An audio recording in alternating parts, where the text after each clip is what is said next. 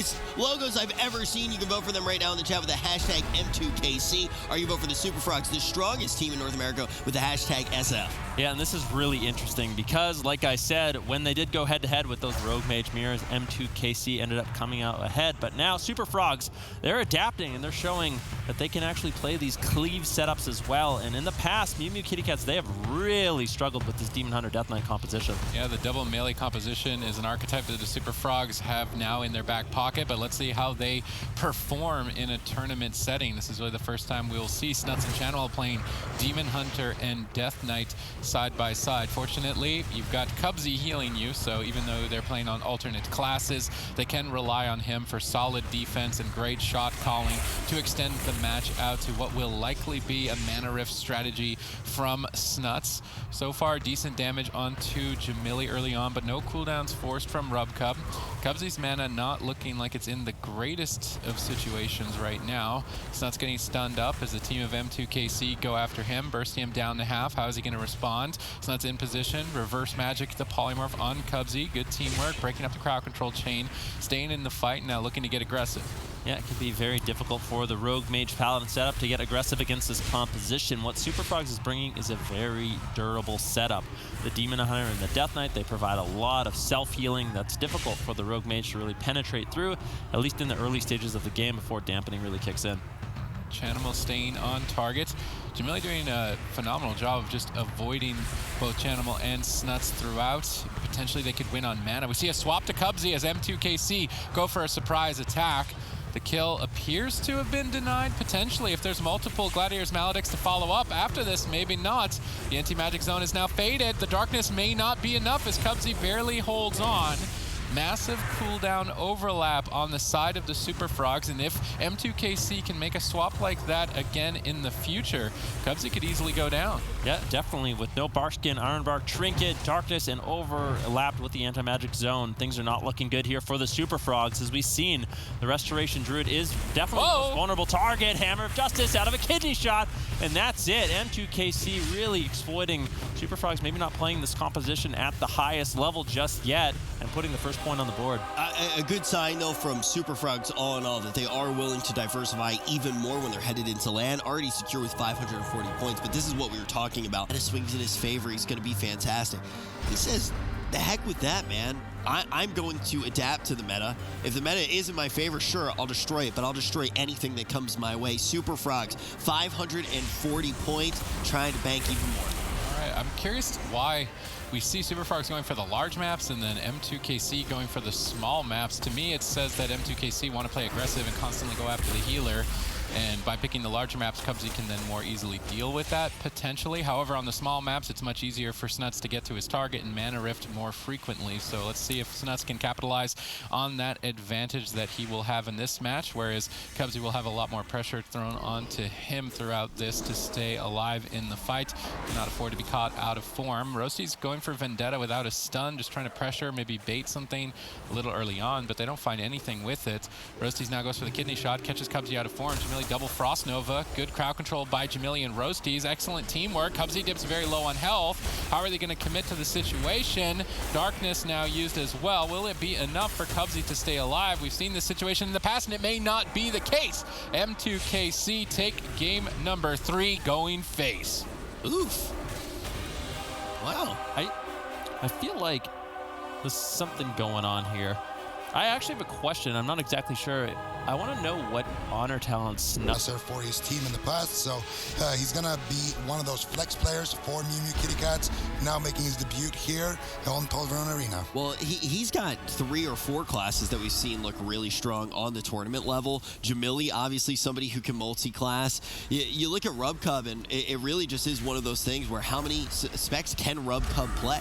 Bit of a yikes moment for Rubcub, getting caught in Hibernate in that Ghost Wolf. Definitely wants to be shapeshifting and avoiding that. Good punish by Cubsy early on. They managed to bank Glaire's Medallion from Rubcub. Could be an opening to switch to him now moving forward. Chanimal, in the meantime, is ramping up his Infernals, but being pressured quite heavily, and that double Dispel could be throwing Cubsy for a loop. Chanimal now fully ramped, looking for big Chaos Bolts. One Chaos Bolt gets dispersed instantly by Jamili, respecting that ramp that Chanimal has been building for some time. I think that's more than a fair exchange. However, was overlapped with the Earthen Wall Totem. The defense of M2KC, I would say, is being managed decently well, but could be slightly better. And because of that, we could see the Super Frogs capitalize for a punish. Smoke bomb opportunity maybe onto Rubcub moving forward. I'm more curious to see how the mana situation plays out here on Tolvaron Arena, if Rubcub can maintain his mana later into the fight. Double Mortal Coil, good setup, and this is where the mismanagement of cooldowns could end up costing M2KC the match as Glaire's Maledicts fly in. Jamili gets bashed in the smoke bomb and likely to go down. Spiritling Totem 1 second away from connecting, and even the slightest error when facing a team like the Super Frogs is going to be punished. Don't you look at me like that, Fenrique. I'm never getting excited for a new composition again. Oh, I'm sorry that I dreamed. I'm perfect. This we're happy about. Just forget everything else that's happened in the series, because right now the Mew Mew Kitty Cats, they are trying to secure a LAN spot against the #1 team in North America, and it's the best against the best. They're both on their best compositions. This game going to decide the whole darn thing. All right, M2KC going straight for Chanimal here in game number 5. Potential qualification on the line. Cubsy getting sapped at the end of the crowd control chain. Chanimal, will he be able to survive with just the unending resolve on such low health? Rosie's is maybe setting up to swap to Cubsy in cat form. This could be devastating if they are able to nail the kidney shot. They go for the blind. They silence the trinket. Will Chanimal be able to hold on? The crowd control chain was endless. They managed to stay alive, though, without overcommitting their cooldowns. Rosie's, however, with Vendetta, might be able to make a power play. We have to see if Rubcub can initiate crowd control. M2KC could win momentarily if they don't respond appropriately. Hammer of Justice secured. Vendetta gets popped, and M2KC are looking to advance in the upper finals. Crowd control secured. No way for Chanimal to stay alive, and M2KC have done it. They're going to stay in that upper final, and this is, if you're the move in the lower bracket now, if you're never lucky and you don't win your next series, the pressure is on. So, I don't know. I really feel like if it goes down to mirrors the entire way, it's going to be a 3-2 series. 91% of you think that the boys are going to assert their dominance. Let's see if you're right. All right, initiation by Never Lucky, but Chun-Li reverses it, using his Glaire's Medallion to try and develop some momentum. Valito running that Lichborn Honor talent is going to have more access to frequent defense. Smexen as well running this so that they can trade during these leg sweep attempts. We see the grapple weapon strategy from Never Lucky as they kind of pioneered that to remove the weapon from the Death Knight and remove access to the defensive ability Death Strike, which then allows the Death Knight to heal. A lot of pressure underway here between both Death Knights at very low health. Wave the Crane activated on either side. Effectively a mirrored game so far. Yep, definitely double leg sweep onto Gorecki and Chun-Li. Gorecki trinkets out on his way. The Crane wants to get some healing rolling as Smexen's low. Paralysis. Smexen could potentially fall. He's trying to kite away. Gets the Tiger's Lust from Chun-Li to get a little bit of distance, but running back into the fight, trying to get some counter pressure now onto Valito. Sparks flying. Anyone could fall. Gorecki has to keep Smexen up. He's falling low. Now Valito getting low as well. Finally, Smexen topped off, and both teams stabilize. Yeah, mana looking better for Colo. He's also running Relentless. Chun-Li gets caught into a stun. Crowd control looks solid from Never Lucky in game number 1 as Chun-Li gets bursted barely. Touch of Karma to survive. Smexen now gets grapple weapon. He's going to use the Glaire's Medallion to remove that effect and try and Death Strike himself back to full. Colo's experience on Mistweaver may be outdoing Gorecki's. Colo has way more reps on it than Gorecki. We normally see Gorecki on the Druid in this particular matchup. That could be the X factor for Never Lucky, having so much momentum in game number 1. Yeah, Colo, I think he actually mismanaged his port there, unfortunately. Portaled away into the center of the map, so we'll have to make sure that these monks are getting their Transcendence on point, as it is such an important thing for avoiding crowd control, getting out of stuns. It's basically a get out of jail free card if you can't get away. Double stun attempt here from Never Lucky on a Gorecki and Smexen. Gorecki tops everybody off. Now Valito falling low. Life Cocoon exchanges from Colo to keep his team afloat. And it's all about the Mistweaver monks making sure they're getting that Transcendence off before they get caught into a triple leg sweep. Nice little interrupt onto Gorecki's Soothing Mist, into a Paralysis. Smexen getting low. Can they take him down? Chun-Li flailing, trying to get some Vivify cast in, gets interrupted. Nice spear hand strike from Zach. Smexen with the anti-magic shell might be able to deflect. Now they're trying to reverse the pressure. They grip Gorecki in, but the stun was too late. Now Gorecki has Way of the Crane, and Valito could be in trouble. Lichborn exchanges. It needs to be enough, but it may not be as Colo gets interrupted by Smexen. Smexen with a huge turnaround. Valito retreating away from the fight, but Touch of Death has been committed. Chun-Li's going to be doing devastating amounts of damage. Valito trying to hold on, but with that grapple weapon timing, Chun-Li hard carry. The boys take game number 1. Now, we can already see that if this becomes a series of mirrors, that both teams have a real shot. It looks like it will go all the way to game 5. But off against the Mew Mew Kitty Cats, who are so close in points to them, with only 20 separating them going into this tournament. They are showing that they can go toe-to-toe even with the boys here in the upper bracket. Momentum consistently in their favor. Chun-Li and Smexen were not able to find any openings in that last game, and if Never Lucky keeps shutting them down, they may be able to take the whole series.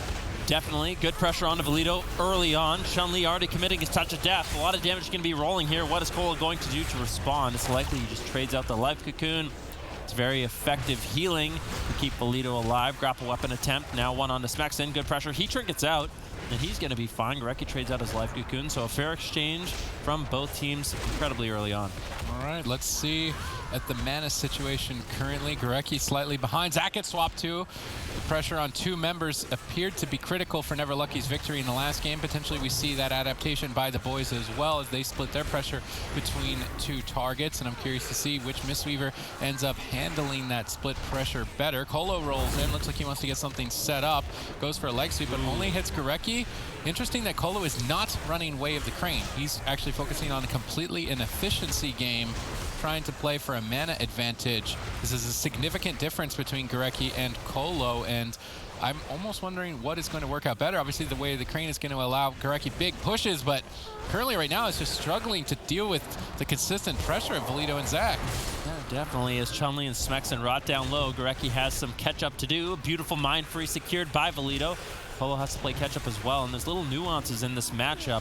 When you saw Colo only land a leg sweep on 1 member, that's because Chun-Li was using his Fists of Fury to parry the incoming stun. So these Windwalker monks can read that with their Turbo Fist, with their Fists of Fury.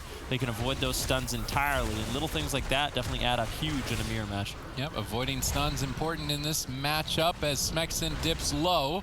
Gorecki's in crowd control, holding out to connect a life cocoon just in the nick of time, but Colo still establishing a lead with this non-Way of the Crane build. And it looks like Gorecki is the one struggling. Now interrupted by Valito. Good crowd control, and I've really never seen the boys this much so on the back foot before. Yeah, things are looking good here for Never Lucky, and there is just so much on the line for them. If they can stay in this upper bracket, if they can take down the boys, they are setting themselves up for a beautiful match as Smexen rots down low. Pure domination from Never Lucky in game number 3. You can tell just how bad they want it. My goodness, yes, Never Lucky does want it. I mean, when you look at the... Oh, man, this actually just gets so crazy. If the... I'm going to go ahead and say that they were definitely considering to go back to the Druid. Oh, I thought Colo was going to lock in Way of the Crane. I was going to be like, what is Colo up to? He starts with Way of the Crane, switches over, then Gorecki taking a book from Colo, or page from Colo. Colo switching back to the Way of the Crane, but that's not going to happen. Both of these monks going to be playing a very defensive build in this matchup. Yep, this could be a bit of a longer fight, as Way of the Crane is one of the most expensive, I do believe it is the most expensive ability a Mistweaver can take, so the mana is going to be a lot more readily available on either side, and on Tolvaron they can set up for drinks as well. So the boys are playing it a lot slower here as they are on match point. Crowd control initiated by Never Lucky. Gorecki denying the push with that life cocoon, absorbing that huge hit from Zach entirely, as well as Chun-Li's touch of death has been almost entirely negated. We do see a bit of a rush down on Colo, trying to take him out, but a Ring of Peace, well placed, protects him. Colo fake casts the Mind Freeze, fake casts the Pet Interrupt. Good fake casting by Colo. We saw that cost him game number 1, but right there really outplaying Smexen. Yeah, Colo's still under fire. Oh, that... He torpedoes into a wall. Not the best situation to be in. I don't think he has any mobility left. Colo's going to have to tank through a lot of this damage. Chun-Li has uptime. Smexen has uptime. What is Colo going to do? He does have his Transcendence, but he had to use a lot of mana. Surprisingly, Gorecki had to use even more in that exchange, so that's still a favorable trade for Never Lucky. Well, as they go after Colo, Smexen and Chun-Li give Valito and Zach their backs, and they cannot parry any incoming attacks. Smexen gets grapple weapon. Gorecki gets crowd controlled. Solid play here from Never Lucky. Good initiation. Now Colo gets gripped into the fight again, opting to use that human everyman for himself ability to get out of the stun, reposition in center field, and get his team stabilized so they can get aggressive. Mana is slightly in favor of Never Lucky, which if you're the boys on match point, that is not too good for you. Life Cocoon exchanged here, an opening for Touch of Death in 30 seconds potentially from Chun-Li. Curious to see if he can make a play with that. It looks like they want to be attacking Colo. They're trying to risk everything on these healer swaps, but it's costing a lot of Goreki's mana to do so, and if they can't take him down, that mana is not going to last forever. Yeah, Colo with a beautiful leg sweep gets behind the pillar and is going to be completely fine. And it's difficult, like you said, Smexin and Chun-Li, they're getting good pressure on Colo, but every time they do that, they're giving their backs to Zach and Valido, and that's when they can really tee off, generate a lot of pressure, and that's why you see such a massive mana lead for Never Lucky. Are they really going to be able to do it? Can they beat the boys in a complete mirror match? You can tell how much they've practiced. They are prepared for this particular matchup, and they're playing it out well. Now Valido under fire, taking a little bit of pressure, grapple up onto him, but Chun-Li gets caught into the stun with no trinket. This could be the touch of karma, and Goreki falling further and further behind. Turbo Fist allowing Chun-Li to protect himself and parry incoming attacks. Goreki's mana is not looking very good right now. Colo's been dealing with this calm, cool, and collected despite being pressured by the boys throughout this fight, but ultimately getting interrupted. One interrupt could cost him the game. Maledict gets gripped back on the Chi Torpedo. Where is the Transcendence, Colo? You need to make a getaway here very soon. That shield has all but evaporated. Smexin getting counter-pressured. Could be a race here to the finish. Goreki connecting a couple heals, costing even more mana. Colo gets stunned. He fortified Elixir right before all that incoming crowd control, but then gets mind frozen. Smexin all over Colo. Good prediction in that attack. Connects a couple of soothing miss, but desperately needs to escape to safety. They've got the mana lead. Colo just has to keep it going a tad bit longer. Yeah, where is his Transcendence? Colo needs to start creating some distance. He cannot afford to tank through this damage. Triple leg sweep coming in. Goreki charges forward to try to take down Colo. Oh, he's caught in the Ring of Peace trampoline! He can't do anything! Beautiful setup there by Chun-Li. We are going to get a replay of that because when that is pulled off, it is a beautiful moment. Colo, there was not much he could have done. The double ring, always going to be able to do it. The deadly Venn diagram, the boys toe-to-toe with each other. Two powerhouse teams in NA. Boys currently sit number 2 on the leaderboards. We're going to see them a little bit later on to close out this season, but Never Lucky wants to be up on the same stage with them. If they can close this out, they'll have their matchup. This is going to be a capital SMORC game, I believe, as both healers are going to be pressured start to finish. Which healer will crack first? It's match point. Never Lucky. Qualifications potentially on the line. Yeah, Colo under fire. He's already used his Transcendence. You can look. Colo doesn't have any defense left. Goreki getting low. He Transcendence away, trying to play it greedy. Finally, the Life Cocoon connects. Now Zach moving in, getting the leg sweep. Goreki having to trinket out. Both of these Mistweaver monks have nothing left.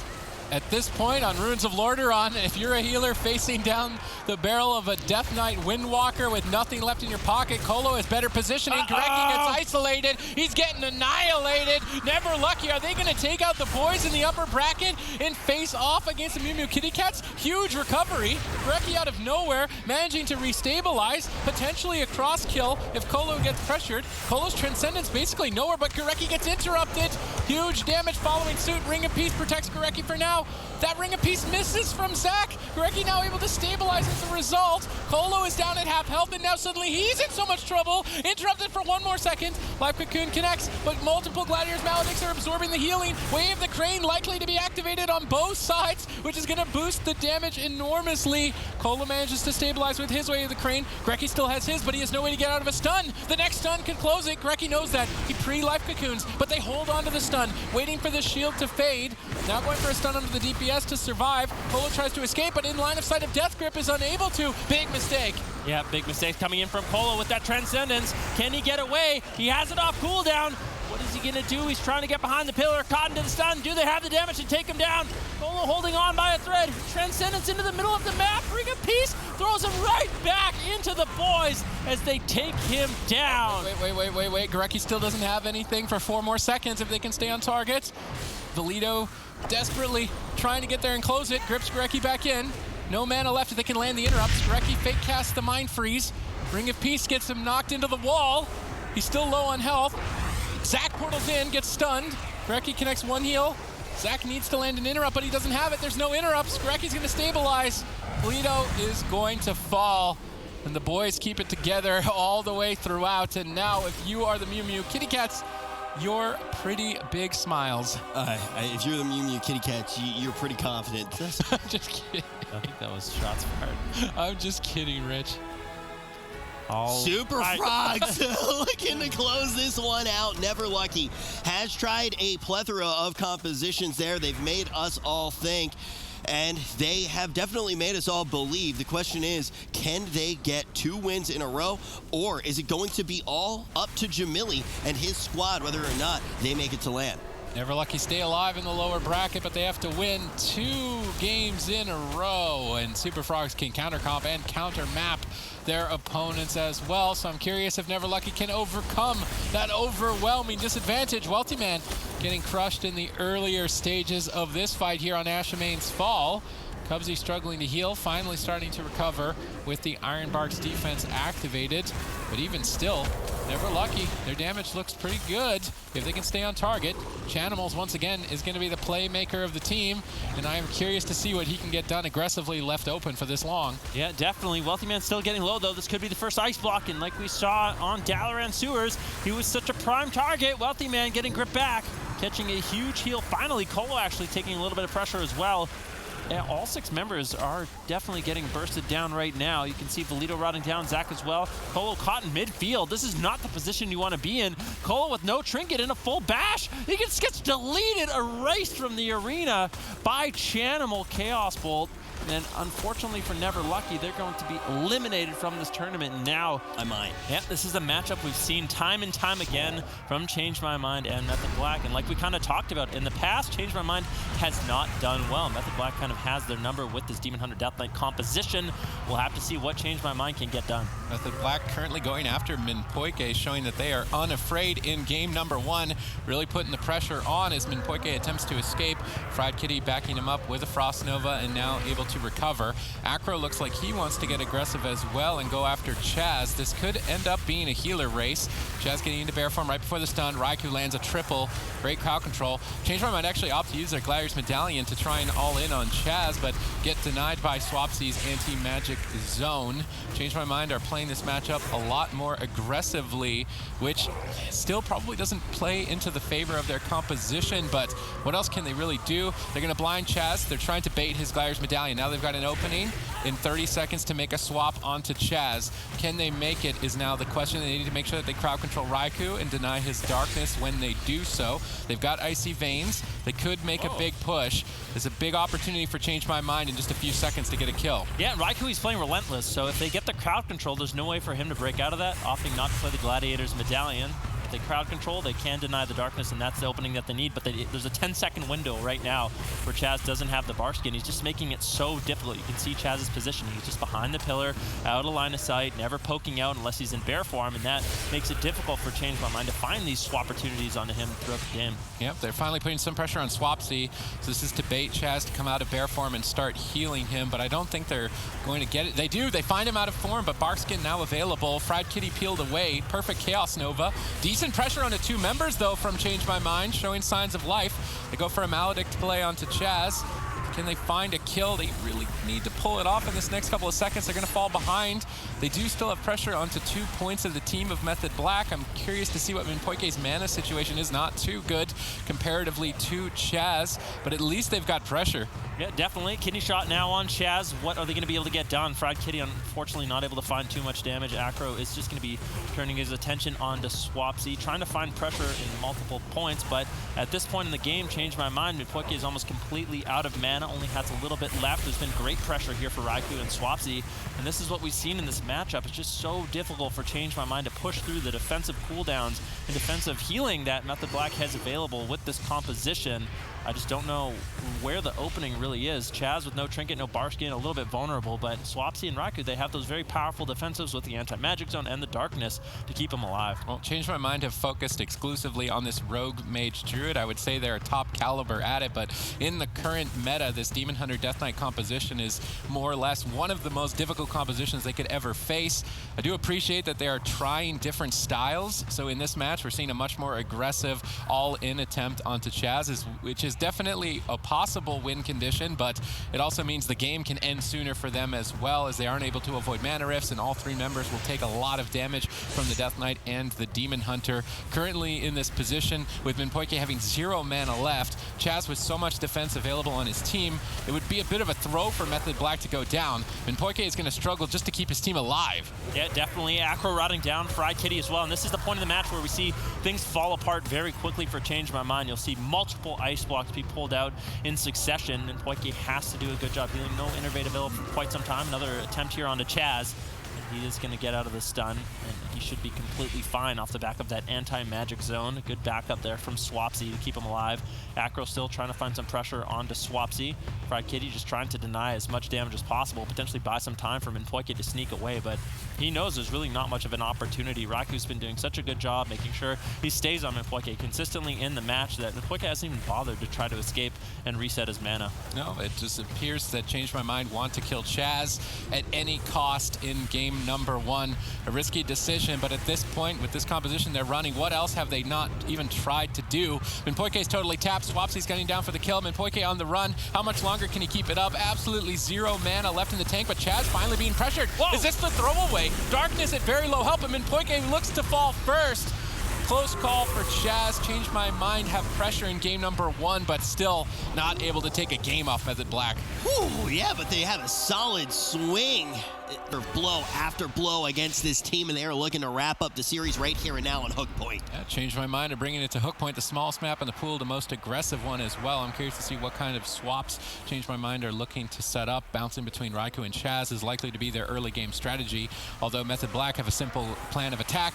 Gun down Valet, mana rift Minpoike as much as possible, but the Restoration Shaman can actually deal with the mana rift pretty effectively. Healing Wave is a low-cost healing spell, and Shamans can keep healing even on very little mana for quite some time. Also bringing in the double Dispel with a Shaman and a Shadow Priest could be very effective for Change My Mind's all-in attempt here shortly. Minpoike still getting stunned up. Acro exchanging Feint during that crowd control to reduce incoming damage, able to survive. Still no significant setup just yet from Change My Mind, focusing much more on dispelling heal over time effects. They land a double Fear Kidney Shot on Chaz. This could be an effective strategy to net themselves a kill later on. Definitely look to see that crowd control initiated time and time again, but now that that crowd control has faded, Valet will be on the back foot. Yet the Demon Hunter of Raikou provides great backup for Chaz. Not only does he have that very powerful cooldown Darkness, he also has a reverse magic. So Valet used his silence onto Chaz, and Raikou was able to use reverse magic to take the silence off of Chaz and put it onto Valet, and that makes it difficult for Valet to get off damage. So a lot of synergy with the composition Method Black has available, and so far, Change My Mind, they've struggled to find pressure. And we kind of talked about the mana advantage maybe Minpoike could have on the Restoration Shaman, but he's already on 40% mana. We were just a few minutes into the game. Yep, how much longer can Change My Mind keep it up here? Can they break the slump? Can they break the curse? They're trying to bait a trinket. They managed to get it from Chaz.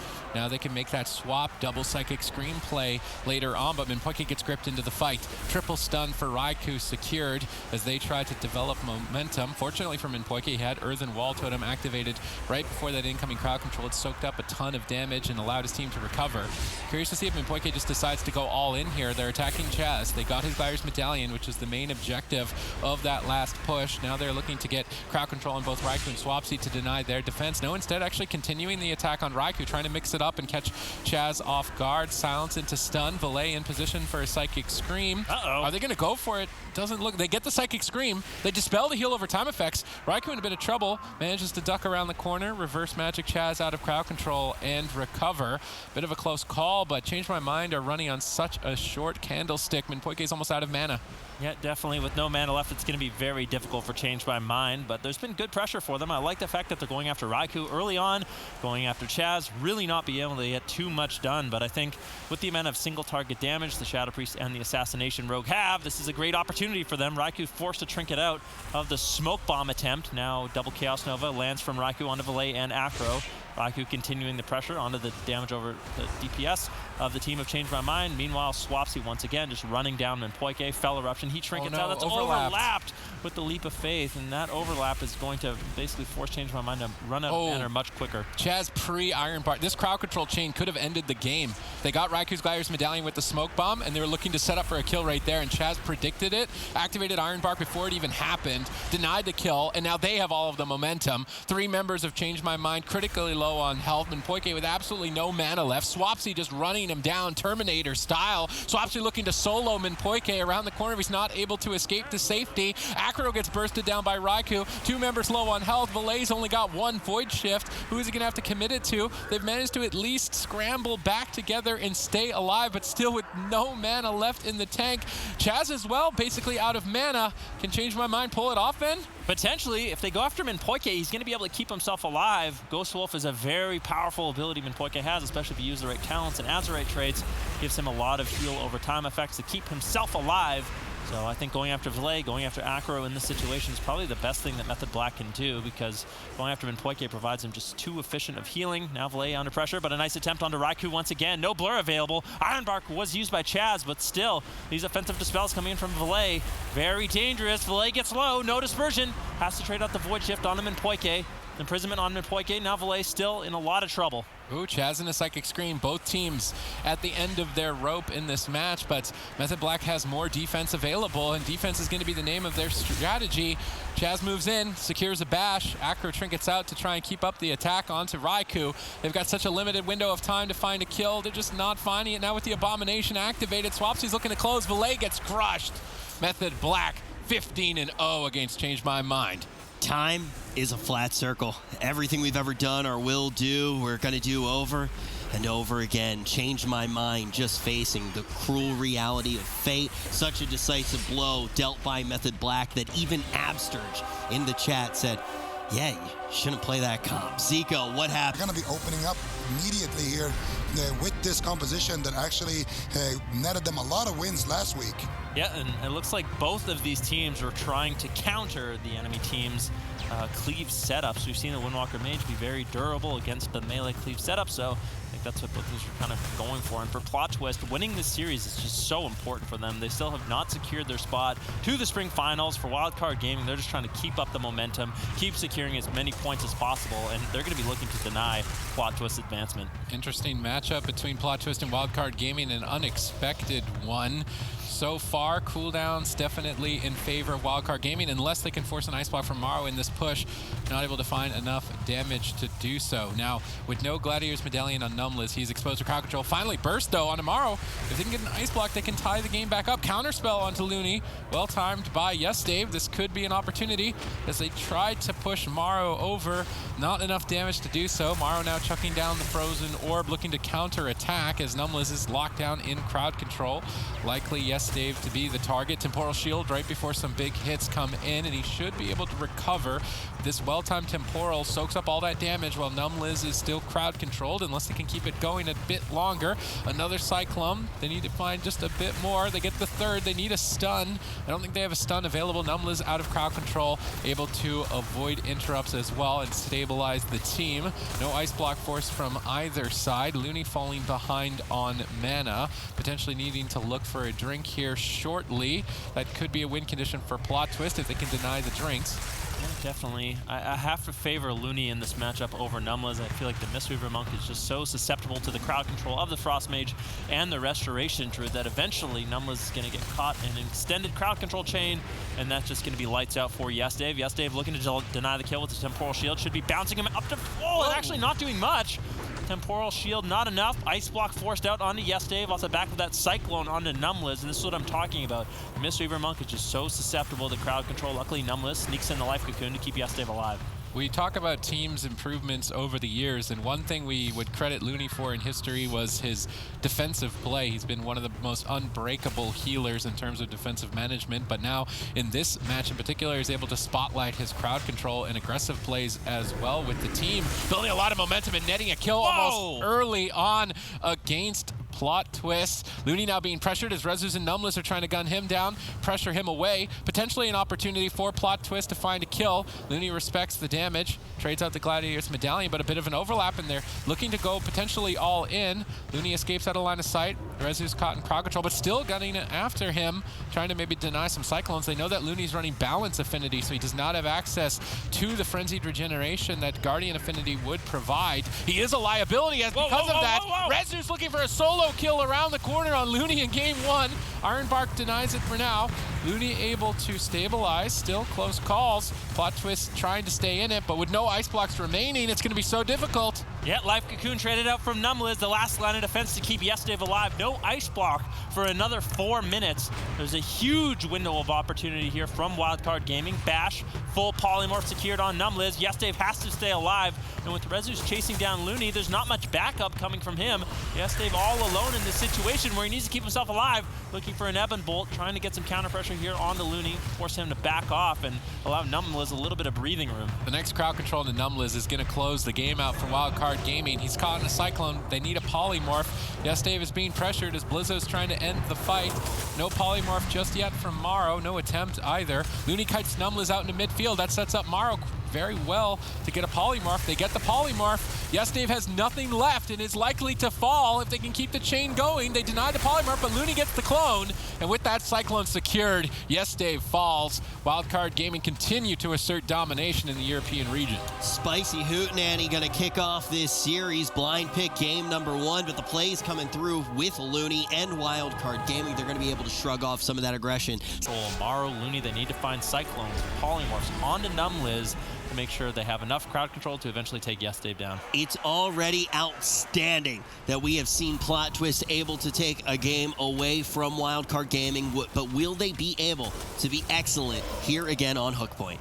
All right, Plot Twist managing to put a point on the board, which that in itself is a feat of strength against Wildcard Gaming. Looney gets caught. Ring of Peace to protect.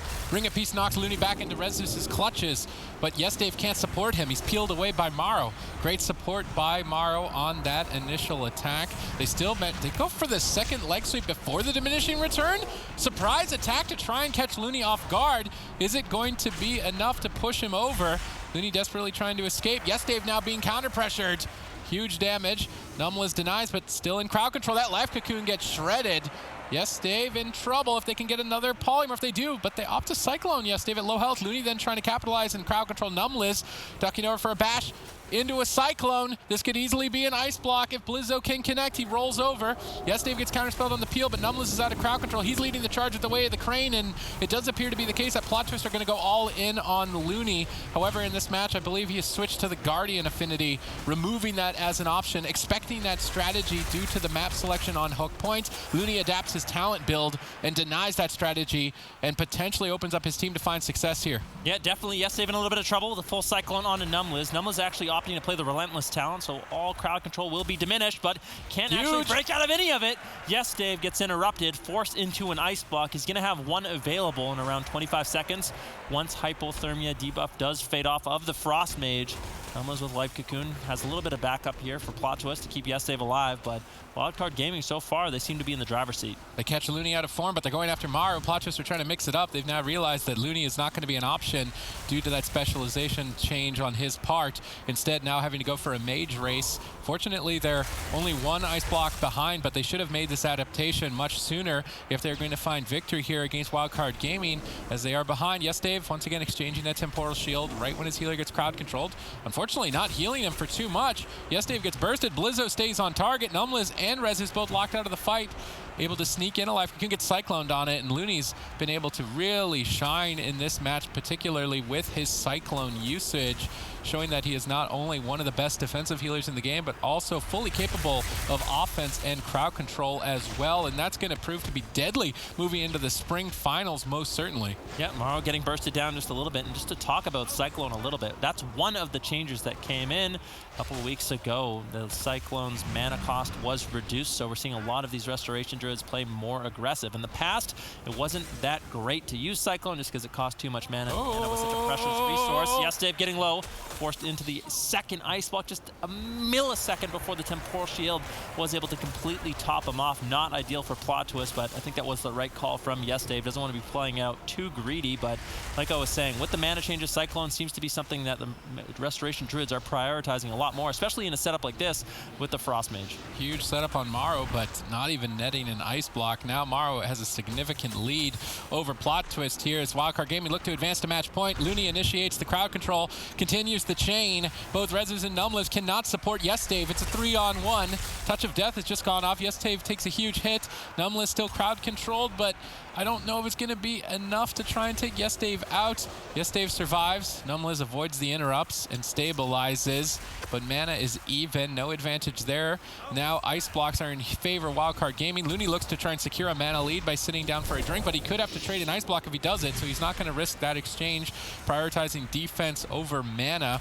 Numbless unable to find that opportunity on hook point. It's going to be so difficult for the healers to find a drink whatsoever. Dave caught in a stun behind the pillar. Blizzo trying to set up the team for victory. Morrow blinks in. He's intercepted between Numbless and Dave. Numbless able to just play it patiently at the pillar for Dave to blink around. Gets the Life Cocoon and stabilizes. The Life Cocoon is now out of the way. Any crowd control onto Numbless and Dave could go down. Yeah, easily, whereas for Wildcard Gaming, they still have every defensive cooldown rolling. Dave gets interrupted. You can see everyone is all over Dave right now. He's doing a good job peeling. Rezu's trying to create pressure on Amaro. Blizzo getting him low. Dave could just fall, and ultimately does. Wildcard Gaming will go up in the series 2-1, but now plot twist, they have the map and compositional pick for them. To make it. Also, then you're in a situation, if you see them both do that, like every single EU team goes. Like every EU team goes to the finals and there's one NA team.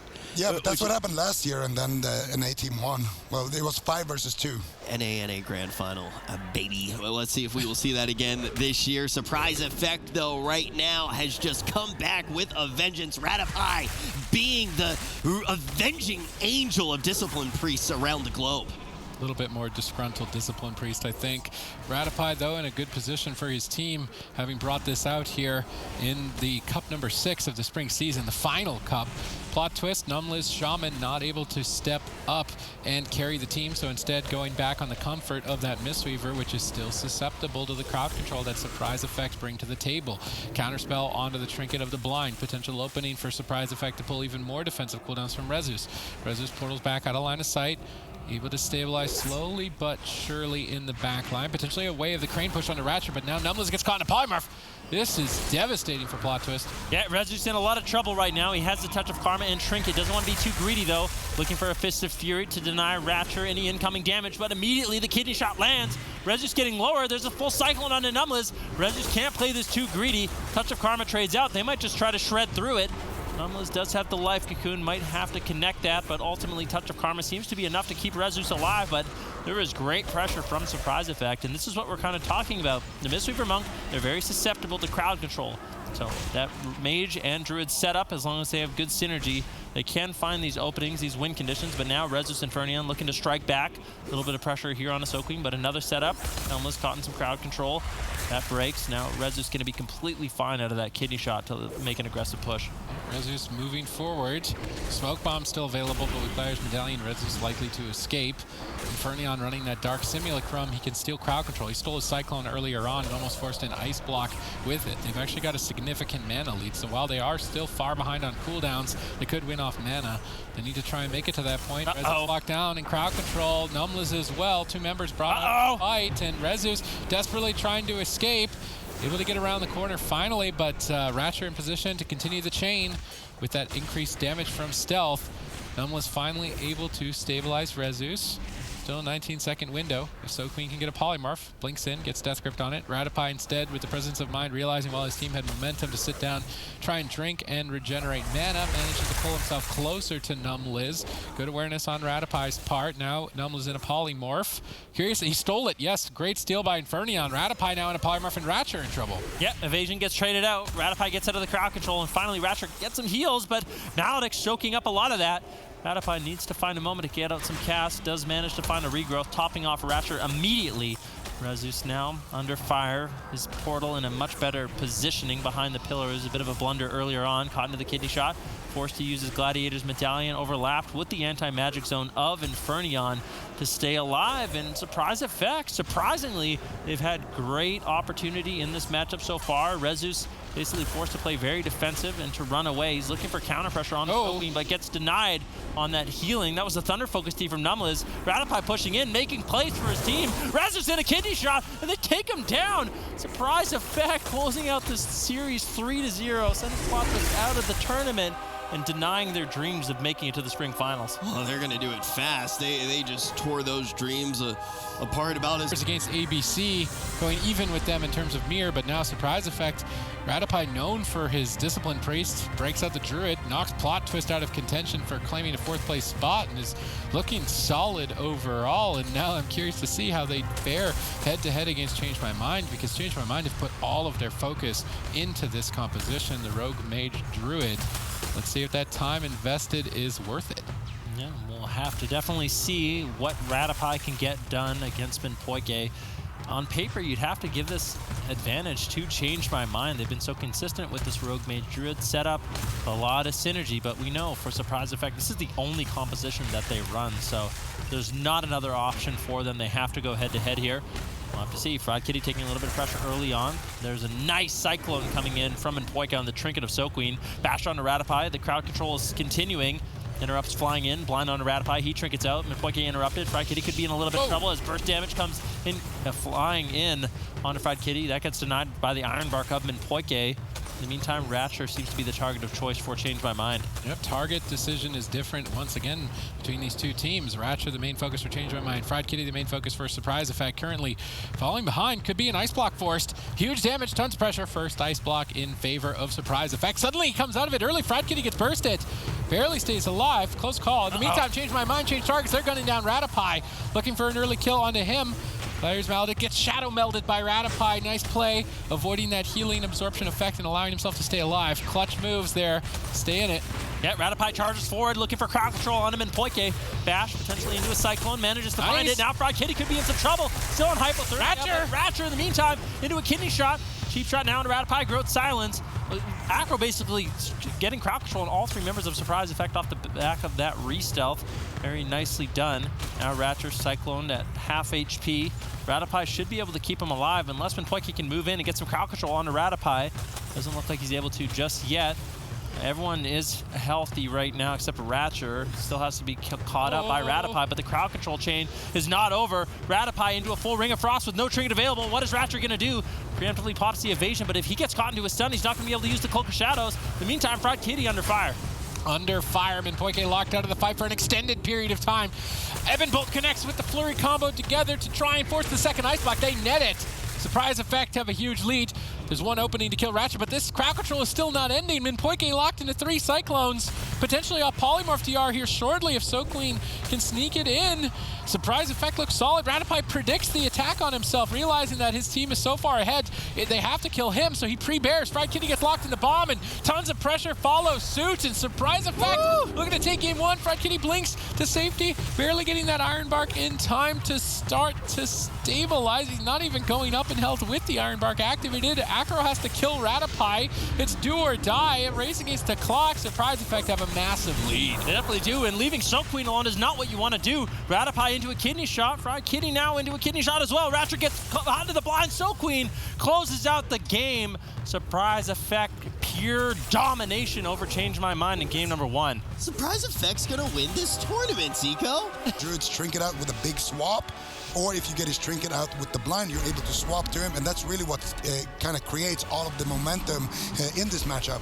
All right, well, Rattapie already gave the folks over on ABC some peace of mind, some tranquility. They know that they're going to make it to LAN, but will he be able to make another upset here against Change My Mind? Are we starting to see this squad fire on all cylinders?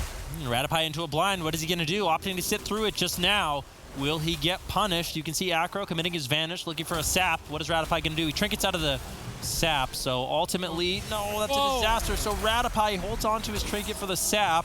but SoQueen had to trade out his ice block as well. This has put Surprise Effect way behind. It's Ratify had to trinket out anyways. I think Ratify is going to die within the next minute or so after that choke.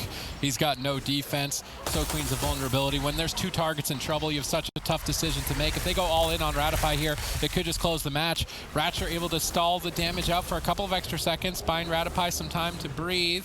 Those Gladiators Maledicts are incoming. Managed to removing them, and now getting out of line of sight. Good defense by Ratchet, but then Ratify gets caught in a polymorph. Now an opening to kill SoQueen, and change my mind, have complete control of game number 3. Yeah, Ratify in a polymorph gets out of it. He needs to keep SoQueen alive, but a beautiful Cyclone coming in from Minpoike denies that incoming healing. Ratify luckily didn't use his Iron Bark, so there's still an opportunity to use that defensive if he really needs to. Minpoike in a position to look for more crowd control, unable to find it. Potentially Surprise Effect, they could go for an all-in attempt on him in Minpoike as well.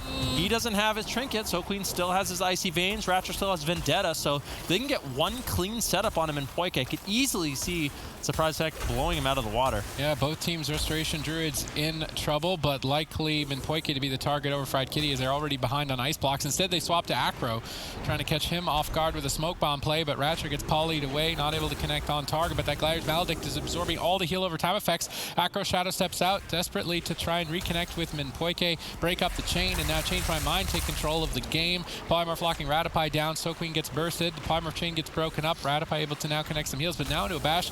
Minpoike in position potentially for a Cyclone. Acro though in trouble, he's trying to crowd control and keep the team up at the same time, not able to find the Cyclone, instead now Cycloning Ratcher to stall out this for Acro to find time to breathe. Mana is even at this point, still a slight lead, having that one ice block force. Ratify blinded up, they swap to Ratcher.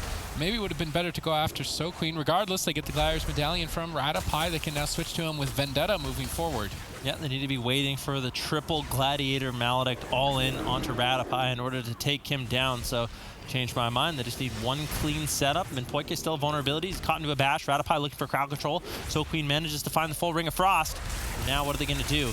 Minpoike, that crowd control breaks. Acro should be fine off the back of that evasion and Vendetta. Kidney shot on Ratify. They're looking for an all-in once again.